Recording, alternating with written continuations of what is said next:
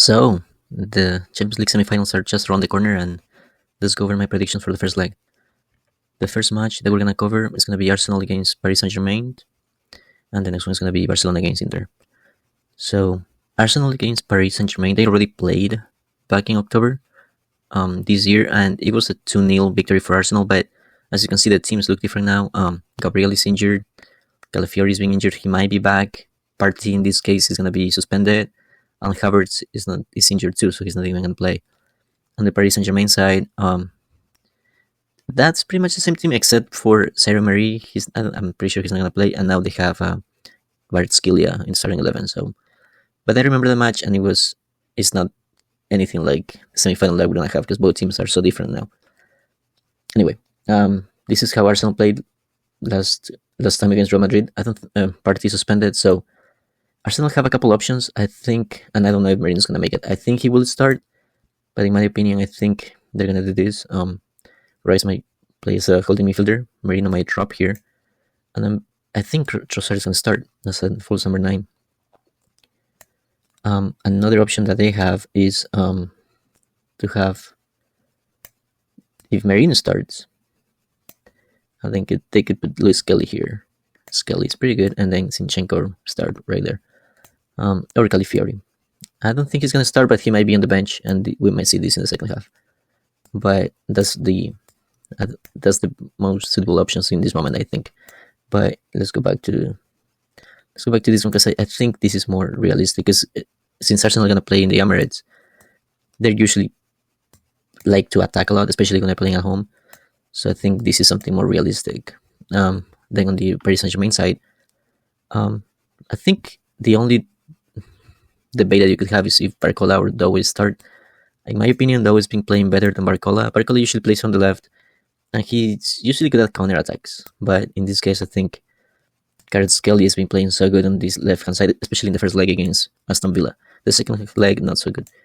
But yeah, I think this is the best starting 11 that they have. And remember that both teams, they rested this weekend, so I think they're gonna be fresh. Paris Saint-Germain, they just lost their first match in the Ligue 1, so it's gonna be a really good match. Something to consider is that, in my opinion, Paris Saint-Germain has a better bench because Jorginho's injured, Calafiori might come back, since Sterling never plays. I don't think any of these guys might change the match. Gabriel's not even there, so I think Paris Saint-Germain, they might have a better chance of getting a good result at the Emirates.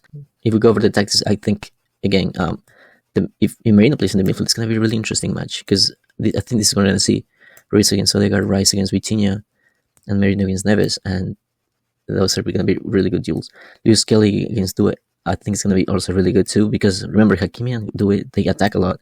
So if Martinelli is here and Luis Skelly plays in the midfield or is also attacking, it's going to be super dangerous for Paris Saint-Germain to go back. On the other side, Kvaratskhelia, he doesn't like to drop a lot and help on the defense, so I think this is going to be a good duel against Timber. And Nuno Mendes against Saka is another interesting duel because remember, Mendes, he played so well against Salah a couple fixtures ago, so it's gonna be good. And then Dembele against Kibir and Saliba. Dembele is super fast, and he knows Saliba. I don't know if he knows Kibir, but he's able to play in all the field, all the attacking. So it's gonna be really good. I think once Martinelli and Trossard get here in the box, it's gonna be super dangerous because we saw what happened against Aston Villa. Sometimes the back four, they get a little nervous, and they might let some of those balls come by. So plus Trossard moves a lot, so it's gonna be hard for Marquinhos and Pacho to play with no reference. Right, so let's put it back.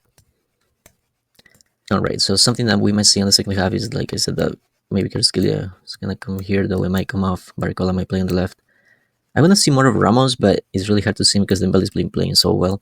But maybe Sarah Marie for Ruiz, as I always say.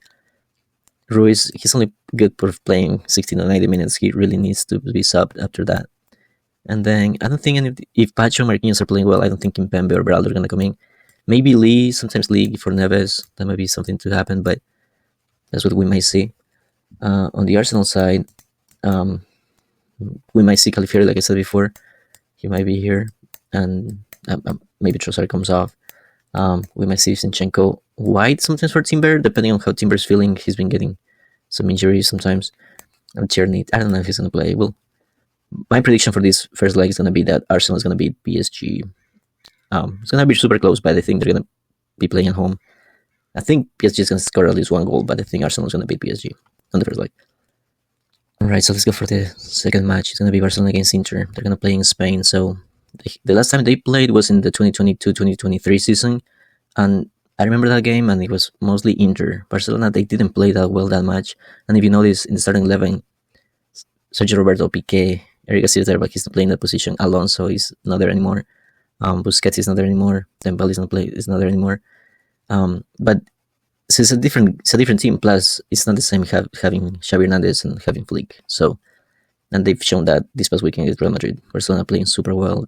They know how to handle the timing of the matches.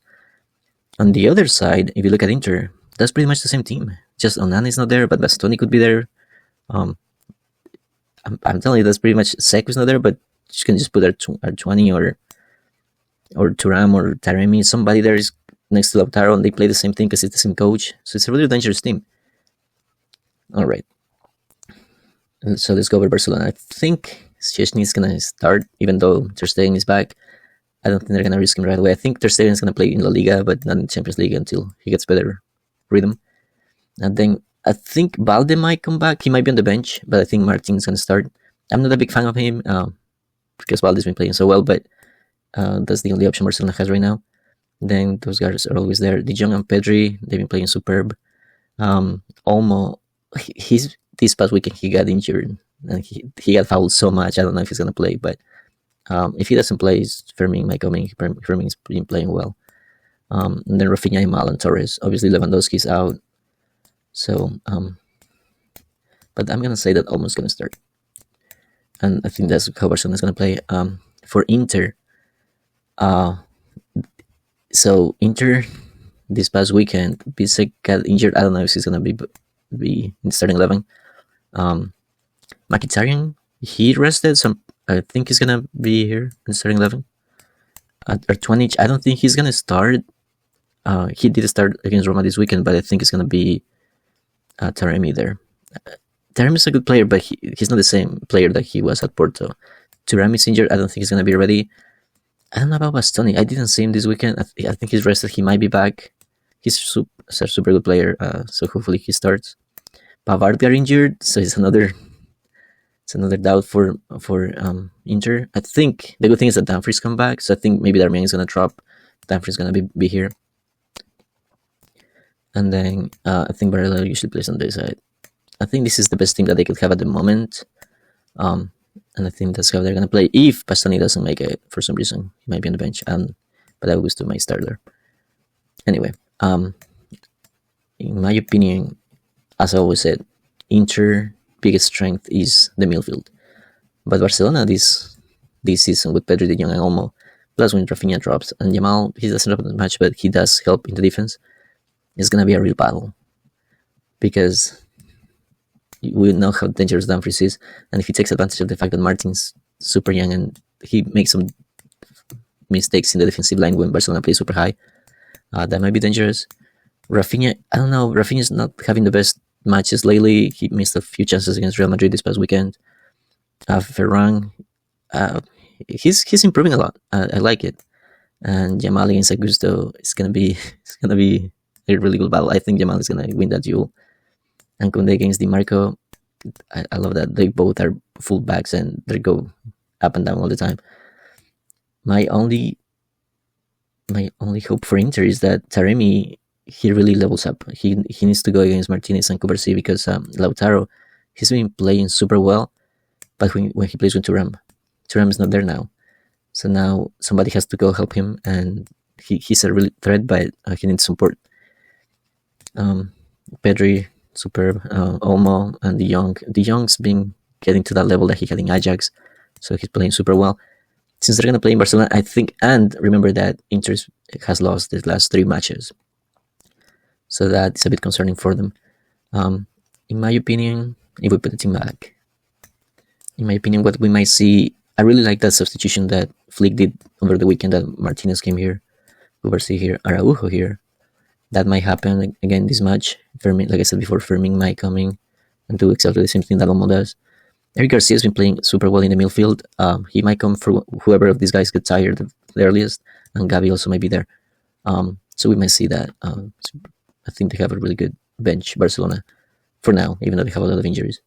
All right. The only thing that I don't like is that they don't have a sub right now for the number 9. Because if Fermin goes out, they put Pablo Victor, and this guy's super young. He hasn't had as many chances, so he might be there. I don't know. But for now, Ferran is playing super well.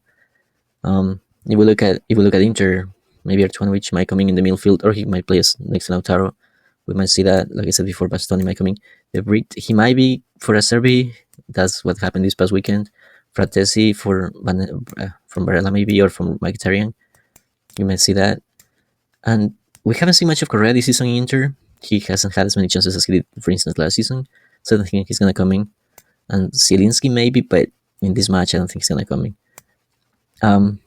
Alright, so my prediction for this match is that, again, the home team is going to win. I think Barcelona is going to beat Inter. But as much as I like to say that Inter is going to score, I don't think they will, just because they don't have somebody next to Lautaro to help him better. It will be up to Taremi. If Taremi has a really good game, I think they might score. But if not, it's going to be super hard for them.